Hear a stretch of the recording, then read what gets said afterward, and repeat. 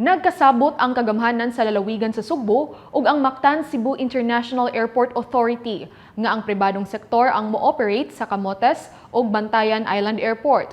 Kini aron masiguro nga hapsay ang pagpadagan ug ang pagbiyahe sa mga pasahero sa maong isla.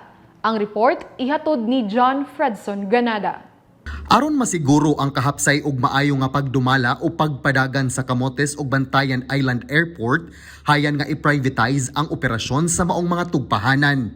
Mao kini ang gipadayag ni Gobernador Gwendolyn Garcia atol sa ilang panagtagbo ni Mactan Cebu International Airport Authority kon MCIAA General Manager Julius Nere niadtong Miyerkules, Hulyo 28. Kini suma sa gibuhat sa Mactan Cebu International Airport sa Dakbayan sa Lapu-Lapu nga ang GMR Megawide Cebu Airport Corporation ang nagpadagan sa maong terminal apan ubos paghihapon kini sa supervision sa Department of Transportation kon DOTR.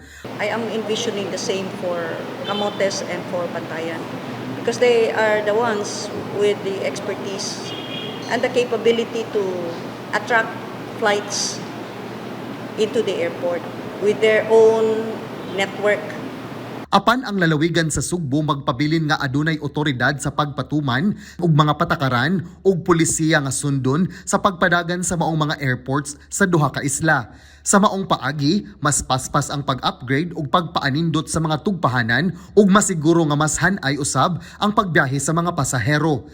We establish policy pero operation should be given to the more efficient private sector. Okay?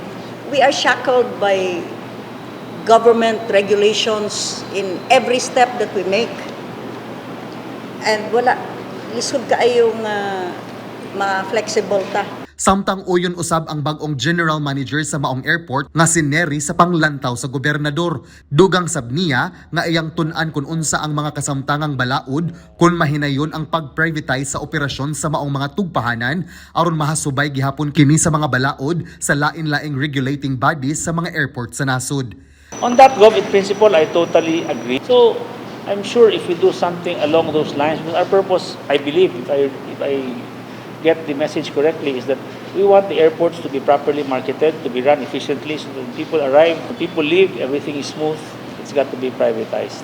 Kahinumduman nga mi-anunsyo ang kagamahanan sa lalawigan sa Sugbo sa katukuran sa Camotes Island Airport sa lungsod sa San Francisco human gipagawas na sa nasyonal nga kagamahanan ang 265 milyones nga budget alang sa maong proyekto. Giduso usab ni Transportation Secretary Arthur Tugade nga mas palambuon pa ang kasamtangang Bantayan Island Airport nga anaa sa lungsod sa Santa Fe, isla sa Bantayan aron mamahimo kini nga tourism airport ug mas mapalapdan pa ang runway niini. Uban sa tahaw ni Paula Mendoza, kini si John Fredson Granada, balita sa Sugbo. Alang sa dugang kasayuran, i-follow ang Sugbo News Facebook page o subscribe sa Sugbo News YouTube channel. Ako si Paula Mendoza. Daghang salamat.